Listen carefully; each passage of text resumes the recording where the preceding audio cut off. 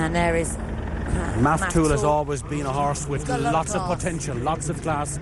Was liked in England last year as well, and it could be, I think, Saeed's best chance of a winner here this evening. So Sir Fever goes forward. That leaves us with just the two. Let's go to Terry Spargo for our UAE Derby.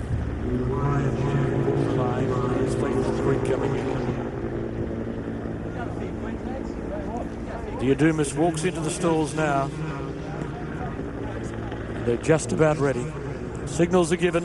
Shane Ryan set to send them on their way. Gates are back.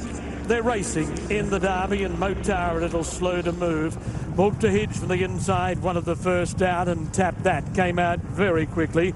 Golden Barows began well, and Diadumas goes forward, and it's Japan 1, 2 and 3 as they race past the judge the first time and towards the turn out of the straight. Tap That claimed the rail. Golden Barows second. Diadumas third, and Sir Fever got caught in traffic, had to check going into that bend. Mubtaahij settles on the rail. El Najemel Phase pushes up in the middle. A length and a half away, Faithful Creek on the outside of Motaa. My Johnny Be Good is second last, and Maftool had dropped out to the rear of the field after they left. 400 metres behind in 26 flat, and travelling down the back. Tap That showed the way at the 1100 metres peg from Golden Barows. Sir Fever has now hooked wide on the track. He's 4 deep going up to attack. Diadumas is 3 wide in a line of 4 as they really test themselves heading towards that back corner. Mubtaahij is a length away at the 800 metres mark, enjoying the run of the race. 1 to Motaa, 3/4 of a length to Faithful Creek. Then Maftool, followed by My Johnny Be Good, and El Najemel Phase had dropped out to be a long last of all as Tap That brings them to the 500 metres peg. They're about to round the bend. Tap That and Golden Barows, the Japanese pair, flattened for the run to the judge. Mubtaahij is a length and a half away. He comes around their heels now and is about to give chase. Mubtaahij moved up with 250 metres left to go, went straight past the leading pair and went for home. Christophe Simeon put his foot flat to the metal, and the Derby's all over. Mubtaahij is absolutely tearing away. It's a matter of how far. Mubtaahij, eased in the run of the judge, has won the Derby, with Maftool running on to get second but beaten a long way. Golden Barows third, Motaa fourth, and then came Tap That, followed by Sir Fever, then Faithful Creek, Diadumas, My Johnny Be Good, and a long break to El Najemel Phase last of all. What an easy Derby win. Mubtaahij, whose copybook was only blotted once in the 2,000 guineas, and then there was no disgrace in the defeat. But today, with the run of the race, after there were cutthroat tactics employed in the early part, he has travelled beautifully and has just mown them down in the twinkling of an eye to win, running away by many, many panels of fencing. He's run 158.35, which is just outside the 1900 metres record held by an older horse in Frankie Four Fingers. But he has just been a comprehensive winner. Number 1, Mubtaahij, Christophe Simeon first. The numbers are up. 9, Maftool, written by Paul Hannigan second. So the Guineas Quinella reversed. Golden Barows, number 7. Ryan Moore is third. Motaa fourth. Tap That fifth. And Sir Fever ran sixth.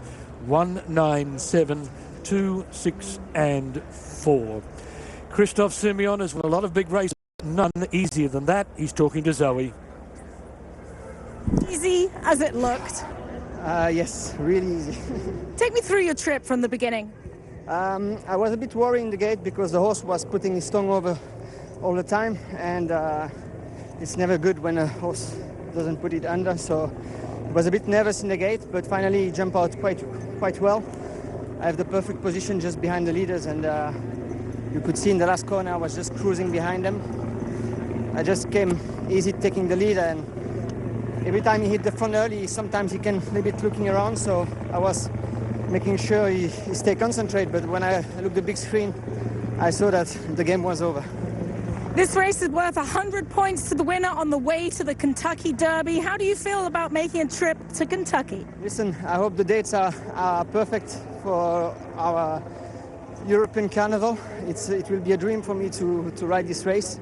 I think for the owner and Mike, all the South African team, it's something unbelievable. So I will try all my best to be on the horse on the day, and hopefully he will be in the same form and he's going to run a great race. Derby fever all the way. Well done. Thank you so much.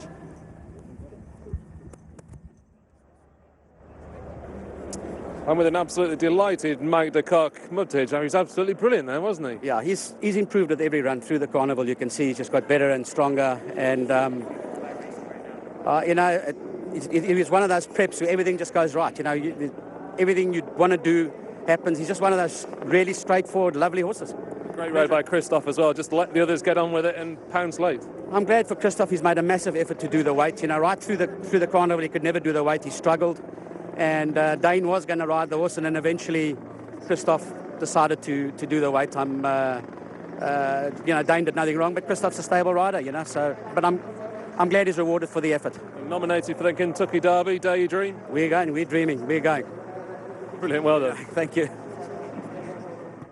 Well, it's a 6th win for Mike de Kock in this race, but this is the first time that he would have taken a horse over to Churchill Downs, and I thought he'd win, Brian, but he's absolutely annihilated them. It was a tremendous performance. It was, you'd think we were looking for the thesaurus, looking for superlatives, because 8 lengths does in no way show the superiority that Mubtaahij had over his connections. That being said, to be fair, lots of the horses up the front ran very keen, very gassy, and it was not surprising to see them running out of petrol close home. So perhaps the winning margin was slightly exaggerated, but on the flip side, you'd have to say Christophe saying he's good. He's very, very good. Christophe will have himself booked on the plane as well over to America. The plan is, I think, to fly in around about the middle of April, according to some quotes I read from Mike earlier on this week. Mike will go over and supervise the horses training himself. He's going to be a big player there. It would be wonderful for the sport if this horse could go and win the Run for the Roses. Wouldn't it just? I mean, there's some good horses over in America lying in wait for him, of course. American Pharaoh, Dortmund, and this is one that South Africa will claim. The horse has never been to South Africa. He's trained in England. And bred in Ireland. He's by Dubawi, out of a penny cap mare. He was expensive. He cost 450,000 as a yearling, but he's got a magnificent pedigree. He's a stallion in waiting as well, of course, son of the mighty Dubawi, who himself, of course, of a son of Dubai Millennium. Wonderful breeding horse, Dubawi, standing at Darley Stud in Newmarket. And if you have a Dubawi, colt or filly, they're very, very good. They're very, very versatile as well.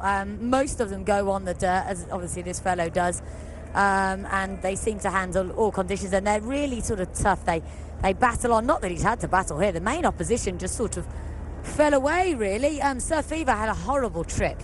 He was lucky to stay upright at one stage. William Buick had everything go wrong for him. Maftool did, I think, split the dummy out, as Maftool can, and then ran on in the end to snatch second. Golden Barows, you touched on there, was a little bit too keen. He's done well to finish 3rd. Motaa was 4th, Tap That was 5th, and Sir Fever was 6th. But really, it's all about this winner. He had to finish 1st or 2nd to guarantee himself a spot in the Run for the Roses. And the last horse to win this and go over there was Regal Ransom, and Desert Party as well. 2 Godolphin horses went over there, and they were quite well beaten in the Kentucky Derby. So it's not an easy thing to do. Mike has had success in America before, a long time ago though. So it won't be easy for them, but I'm delighted they're going to have a go. Absolutely, but that's what we want in world racing, and they're sporting. He's a world-class trainer, Mike de Kock, and he'll give it a good shot. And the way he won there, he's entitled to go, and they'll go with confidence. And you can also be sure he'll be back here next year for the Dubai World Cup.